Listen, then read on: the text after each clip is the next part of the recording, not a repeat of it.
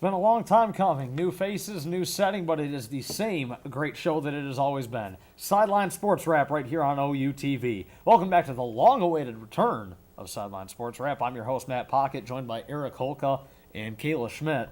And we will be here for the next half hour to discuss the biggest news in the Detroit sports scene, from the Red Wings to the Tigers, Pistons, Lions, and of course your Golden Grizzlies. We're kicking off 2010 with a much different look for Detroit sports teams, so let's get right to work with the Detroit Red Wings, who have struggled to the midway point of this season, which is, needless to say, a stark contrast to recent years, and a big part of it, Kayla, has been the injury bug that has plagued this team from the start.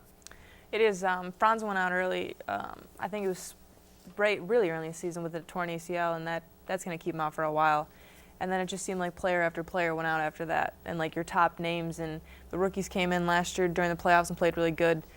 And they started off strong this year, and they've been carrying the team a lot this year. The young guys. Part of it has been the struggles, too, with some of the guys in the lineup, and there's been a lot of fluctuations with guys like Lebda, Meach, Ville Leno, Brad May, all kind of drifting in and out of the lineup. Still, as we bring Eric in here, do you think it's a little bit more about just finding consistency with the core guys, or do you think that those guys stepping in have to step up and produce more? I think the guys that step in have to produce more. I'm glad Kayla brought up Johan Franzen, because who's the guy who's always in the boards, in the fighting to win those pucks behind the net? Always Johan Franzen. And right now I'm not seeing that with the Detroit Red Wings. As well, Tomas Holmstrom, another guy who has been injured for a little while this season as he broke his foot in practice, of all places. The guy stands out in front of the net all day and takes deflections, and here he gets busted up in practice. But still, it's been that kind of a story for the Red Wings so far this year, where just it seems like everybody who can possibly get hurt is getting hurt at some point this year. Still, there's another issue going on, and that's not just the injury bug, it's the goaltending situation. And Jimmy Howard's been playing well. Talk about potential Calder Rookie of the Year award winner. And just wanted to get your thoughts on that real quick, Kayla. Do you think that Jimmy Howard, one, should be a Calder Trophy finalist? And two, what should be his role as we go on from this point in the season? You know, I think Howard played good because as he hasn't had a great season this year, so Howard has stepped up and really helped out so far. He is young, and he hasn't played much in the past few seasons, and this year he's actually doing something. So for what he's done so far, I think he's looked good. A lot of skepticism about him coming in. He's really put this team on his shoulders, though, over the last couple of weeks. He's got a over 92% save percentage on the season, the goals against average right at 2.3 goals per game. And really, the talk is, of course, with Osgood having sat for such a long stretch. At one point, Jimmy Howard has played 16 to 17 games for the Red Wings. At what point do you start phasing Chris Osgood back into the mix, Eric, or do you even bother to do that going forward in this season? I would have to put Osgood probably in the net more toward playoff season, because Osgood is a more playoff goaltender. With all the crowd yelling his name, Ozzy, Ozzy, gets him hyped up. He loves that stuff. So I see him starting in the playoffs. 2 consecutive Stanley Cup runs. There's been a lot of talk about him going into the Hall of Fame. And the question is, obviously, with Jimmy playing so well, and Kayla, your thoughts now, do you think that Chris Osgood should be the guy who starts Game 1 of the Stanley Cup playoffs, assuming the Wings make it, of course? I think Eric had a point. If he starts playing beforehand, they start putting him in the games, and if he's playing well, then yes, absolutely start him. But if Howard's the one guy on, then continue with him. For the record, I've got Chris Osgood starting in Game 1, but obviously there's a lot left to go between then and now. Now, the Detroit Tigers, there's a lot of talk about them going forward in the season. Granderson, Polanco are gone. Polanco to the Phillies, and Granderson being dealt to the New York Yankees. Still, this is a team that's going to have a pretty good bullpen. It looks like it's going to be a pretty good solid starting rotation. Still, the big news, Jose Valverde getting signed to that 2-year deal with an option for a 3rd year. They give up the first-round pick this year to, I believe it's Houston. Do you like this move? And is it better than Fernando Rodney? Do I like it? I'm not sure yet. I'm going to have to see how he plays with the Detroit Tigers, because the past year, Rodney, he did a lot better than he did 2 years ago with the saves. I remember him giving up a lot more saves. And this past year, he gave up 1. So I thought Rodney stepped it up. I'd like to see him back, but Jose is a good pick, so we'll see how he fits in with the Tigers. Kayla, your thoughts on the Jose Valverde signing? I like it. I think the Tigers need some kind of spark. They're a good team and they have a good core. they did lose Granderson and Polanco, but I think the core's still there, and just some kind of spark will get them going. The other talk is about possibly bringing in Johnny Damon via free agency, and there's been a lot of talk about that. The New York Yankees apparently may or may not be interested in re-signing the guy, and they came out recently and said, in fact, they will not look into re-signing him because he wants too much money. Do you think that Johnny Damon at this point is going to be the right fit with this team? I mean, there's definite issues with his glove in center field. Well, yeah, his glove is a big issue, but you have to love the beard. Playoff times, the beard comes back around in Detroit. That will get the fans rowdy like it did in Boston. And it did help. And he can hit, too. And losing Polanco and Granderson that got on base a lot, I think Damon will help out here in Detroit. Well, and what he'll be able to do, too, is give you some speed from the leadoff position or the second Exactly. position wherever he hits.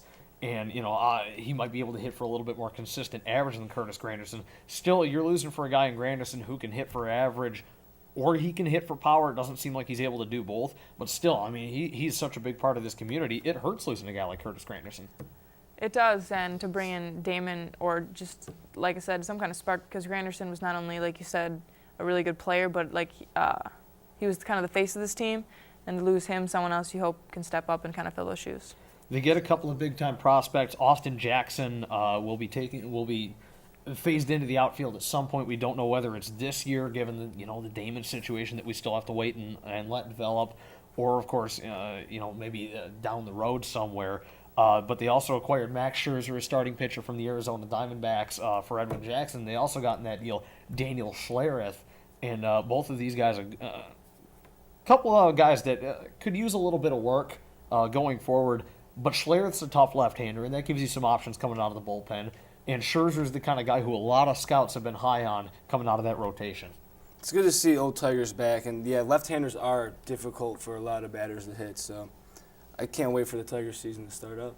Absolutely. So have to wait and see how it goes. And obviously Jim Leland, through all the controversy of last season, we'll have to wait and see how it goes. Once again, Jim Thome signed recently by the Minnesota Twins. And they're hoping that he can provide some pop at designated hitter. Still, what do you see the Tigers doing at DH this season? It's been a revolving door there the last couple of years. I don't know. Maglio, wasn't Maglio a designated hitter at one time? Maglio's kind of he's been all over the place in and out of the lineup. I would like to see him back in the starting lineup because that's when I think he was at his strongest point with the Tigers when they made that World Series run. So I would like to see him back in the lineup. Then, of course, there's Brandon Inge, who had a really good year last season, and Inge always the fan favorite. He is a fan favorite, and I think he's one of those players who, when he's in the lineup, the team kind of plays better because they know it's a regular lineup, and I think it'll be a help this year. Quickly, before we wrap it up here, Alex Avila or Gerald Laird starting opening day? Who do you got? Avila. You got Alex Avila. I have Laird. And you got Gerald Laird. I think I got to cast my lot in the Gerald Laird category as well, just because he's so solid defensively for this Detroit Tigers ball club. Anyway, we'll be right back in a moment here on Sideline Sports Wrap. After this break, we got a lot more coming up about your Detroit Pistons and a whole lot more. Stay tuned. Gonna get in trouble. I can't go to school if I'm sick. Just go to school so you can get some lunch. Then you can come home afterwards.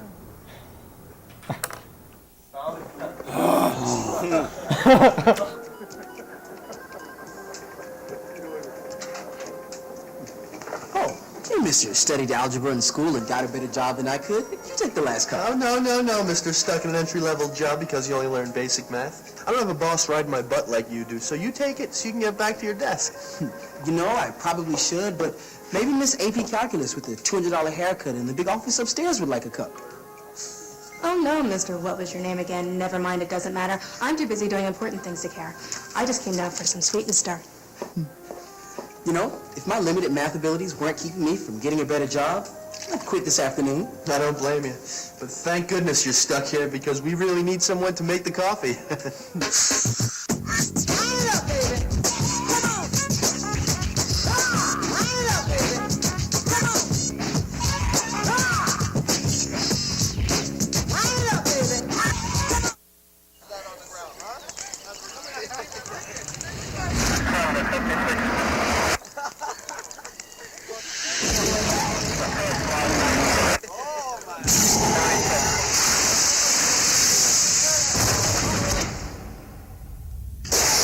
Each thousands are senselessly killed by people with no criminal record at all. People like you.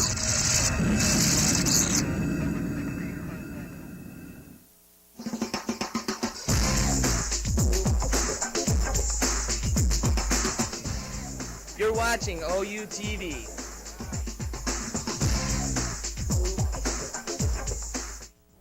Welcome back to Sideline Sports Wrap right here on OU TV. I'm Matt Pocket, joined once again by Kayla Schmidt and Eric Holka, and we're going to be taking a look at those Detroit Pistons right now. And obviously, it's not quite the bad boys era anymore with the Pistons. Well, it's not even quite the going to work boys era anymore.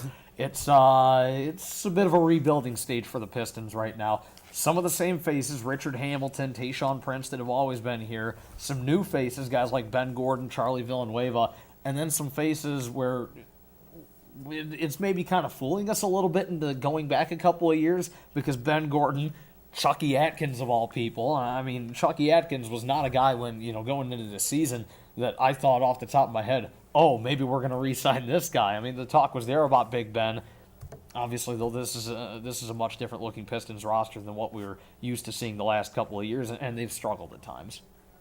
Well, I think, like you said, it is kind of a rebuilding year, but at the same time, we don't have a lot of young players to rebuild. So you kind of got a mix in right now, and I think that's why they may be struggling, is because everyone's at a different level on the team, but yet they're all older players, so they'll have the experience, which I think will help. And I think they can finish the season strongly, but right now they're last in their division, so. Remember, in the Eastern Conference, it does not exactly take a whole lot to make the playoffs either. That's, I guess, one positive note that can come out of this. Obviously, the record states that, you don't even have to be a 500 team almost every year in order to make the playoffs in the East. A couple of other issues, though. John Kuester, the new coach of the Pistons after the Curry experiment a year ago, still looks like Kuester's having a couple of issues on his own. They went on that huge losing streak earlier on in the season. And then, of course, in a game against the Pacers where the Pistons were kind of getting blown out, he mixed it up a little bit, got into an argument with Tayshaun Prince, obviously a fan favorite himself. And what do you think is going to come out of that for John Kuester?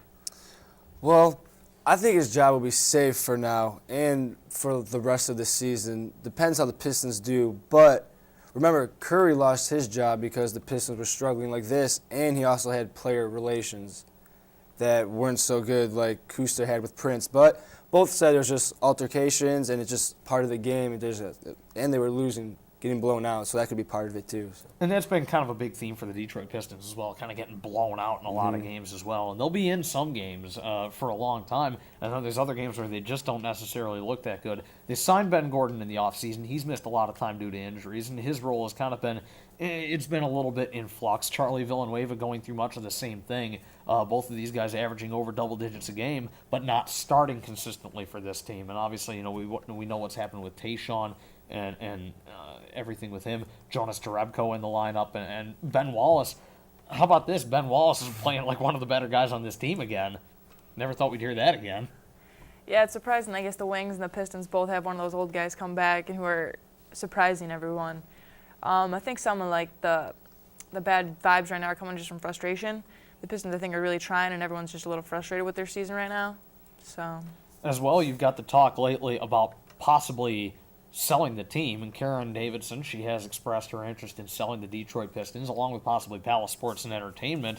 So the question is, what's the future for this team going to be? And some of the talks have been maybe Mike Ilitch decides he wants to get in on any potential bidding war. Still, there's a lot of NBA teams on the market right now. There are. I wouldn't be surprised if he did go to buy that whole Palace Entertainment. But we'll just have to see. That's a big arena to fill, and I don't know if buying the Pistons, letting them move. I mean, do you keep them in Auburn Hills? Do you bring them to Detroit? I mean, I hope they stay out in Auburn Hills.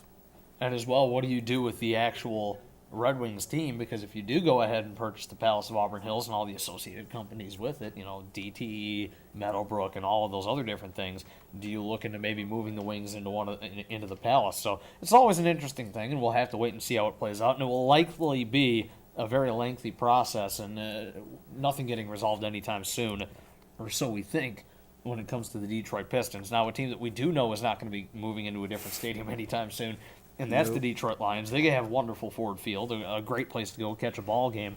The problem is, filling that stadium over the last couple of years is obviously no surprise the Lions have struggled over the last couple of years. Still, there's a lot of hope.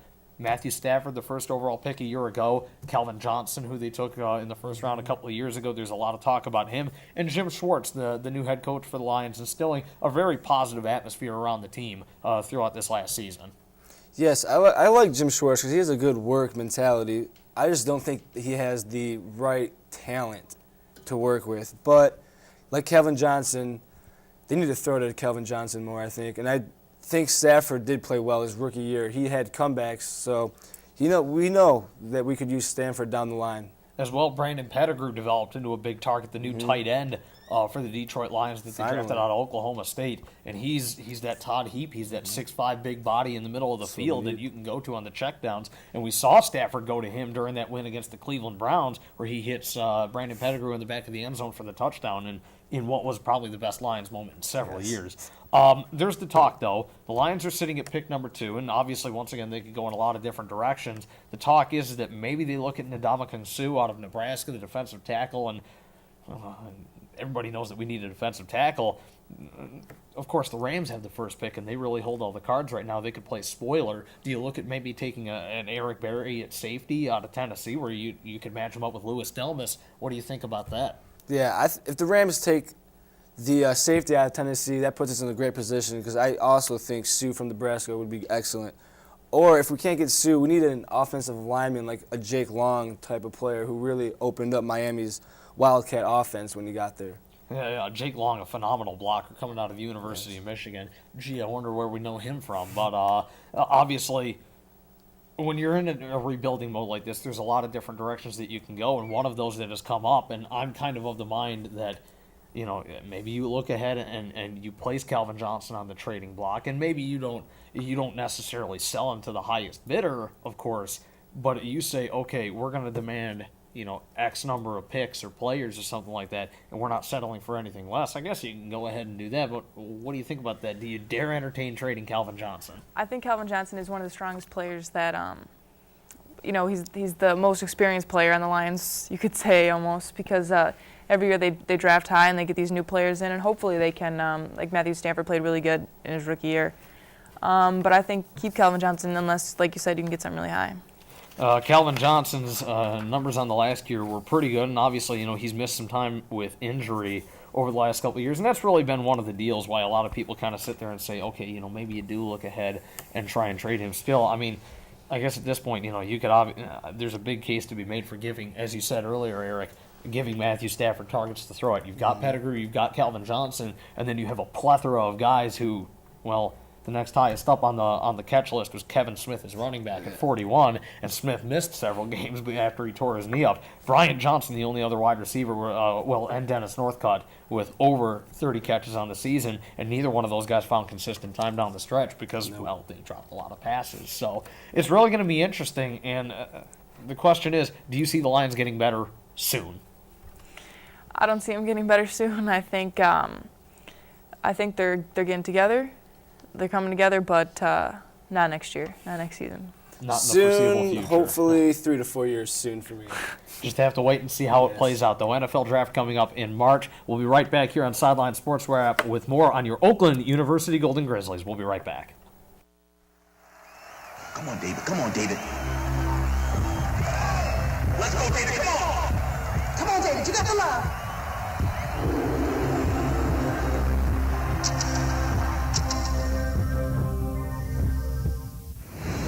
Get as involved in your kids' education as in everything they do, and imagine the success they might find. Stay in touch with the teacher. Visit the school. For more tips, call 1-800-281-1313. Go, David! Go, David! You'd never know it, but nearly half of today's military are National Guard and reservists. However, they can't answer our nation's call without their employer's support. If you're an employer, visit esgr.org and find out how to do your part.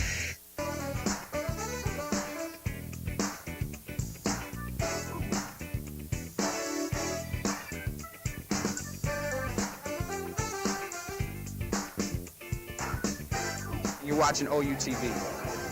You're watching OUTV. Think success. Think Oakland University.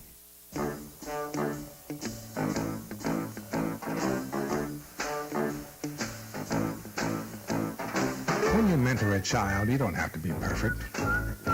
You just have to be yourself. Do good. Mentor a child. Call 1-877-BE-A-MENTOR. It's springtime in the forest of the black-tailed deer. The young male is feeling playful. It's time for tag. The female flicks her ears. Her way of saying, catch me if you can.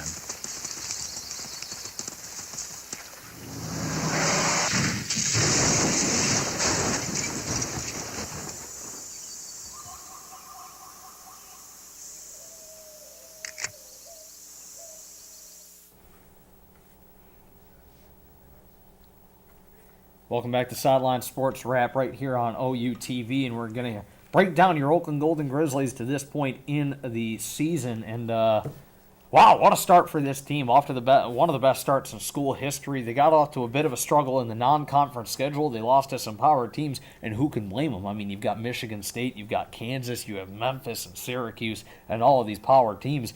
Still, you know, you look at that Oakland Golden Grizzlies schedule and the teams that they needed to beat coming into the Summit League where every game matters. So far, hey, you can't get much better than this. They're perfect in Summit League play right now at 9-0. And you look at this men's basketball team, and they've been very strong this year. Keto Benson, who some talked about as going in the first round in the NBA draft, 17.5 points per game, and he's getting 10.5 on the glass as well. And Keto Benson's been phenomenal all year. Yeah, he's bracketing those rebounds for Oakland. And also, I really fell in love with Eskels, the freshman, who's also stepped up and played well. And Jonathan Jones, the point guard, always playing well with the assist leader, too. He's the assist leader in the Summit League, I believe, also. 134 assists, I believe, total on the regular season. And JJ, a guy who led the nation in assists per game a year ago. And Jonathan Jones, pretty much up to his old tricks. He's averaging about 11 points per game, 6 assists per game. Larry Wright really kicking it into gear. And Derek Nelson coming back off the foot injury. Derek Nelson has been fantastic for this Grizzlies team this year. And Kayla, they're rolling right now. I think you said it too. They won every game they needed to win this far, and 16-0, and they're just a team you can cheer for right now, really. Well, and as Neil Rule says it, you know, during the men's basketball broadcast, you know, when the Summit League, you know, conference play rolls around, that's when the games really get important because, hey, you get that chip in a chair in that Summit League tournament come March, and you got a chance to win it all and go to the big dance, which is the NCAA tournament. And we all know what happens in March Madness. All the crazy stuff happens. So, and you look at this women's basketball team as well. Melissa Geltimo with 31 straight games or so with double-digit points, and she's been fantastic, along with Bethany Waterworth, the freshman. Yeah, Waterworth really stepped up. She offered, I think, 13.5 points per game as a freshman also, too. So that's really big on her part. Getting plugged into the starting lineup, and Hannah Rising with 9.5 points per game off the bench as well. This team's been playing some good basketball lately, too. They have. I think they're definitely going to pick it up toward the end of the season, too. Now comes the time of the show when we've got some issues that we'd like to sound off on right here on Sideline Sports Wrap. So let's kick things off with a little bit on the college basketball regular season, something we just touched on. Let me give you a couple of facts here. January 18th, number 1 Texas is defeated by 9th-ranked Kansas State, 71-62. January 10th, number 10 Tennessee beats number 1 Kansas in a 76-68 thriller. Skylar McBee hitting a big three as the shot clock expires for the Vols. January 2, Oakland tops IUPUI in a top-tier Summit League showdown at the Arena, 85-82, with the first of several huge games from freshman Ledrick Eccles. What do all these big games have in common? Well, all of them were thrillers. All of them featured big players simply stepping up and making big plays, but not one of them was an NCAA tournament game. Folks, what I'm saying is March is a long way off, and there's a ton of basketball left to be played before we narrow the field down to 65 and then eventually 64 teams. Seems to be an all-too-common trend to simply not pay attention to the regular season in college basketball because many of us are simply waiting for the big dance to get here. But I got some breaking news for you. And this comes through watching the last year and a half of Golden Grizzlies basketball. And here for the men's and women's teams, the regular season is loaded with those moments too. Now, I'm not saying for one second that the dance isn't special or magical. It's one of those great events in sports. But what I am saying is don't discredit the regular season. Upsets emotion, big plays, and players having the game of their lives. It's on display in the tournament. But if you watch the Summit League before Ben Woodside dropped 37 on Kansas in the first round last year, you'd know that this was a guy capable of having enormous games like that anyway. So let's sit back, watch some hoops, and let's enjoy the road to the Final Four. Well, actually, we've got more from Eric Holka as we're going to talk about Mark McGuire and his comments recently. Yeah, while we just start a brand new year, the same topic in sports is still being discussed: steroids. Mark McGuire recently admitted that he used steroids during his days with the St. Louis Cardinals. Throughout most of his career, he admitted to taking performance enhancement drugs, including the 1998 70 home run season, which broke the record.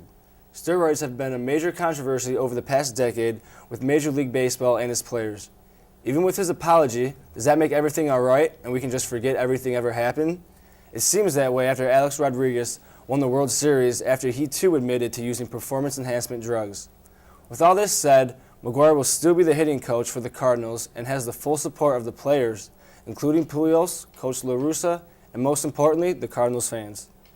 Kayla's got a little bit about the ongoing saga of Tiger Woods as well. What do you got about that? Well, Tiger Woods, that's all we've been hearing about. And it seems like you haven't heard a lot about good things about athletes.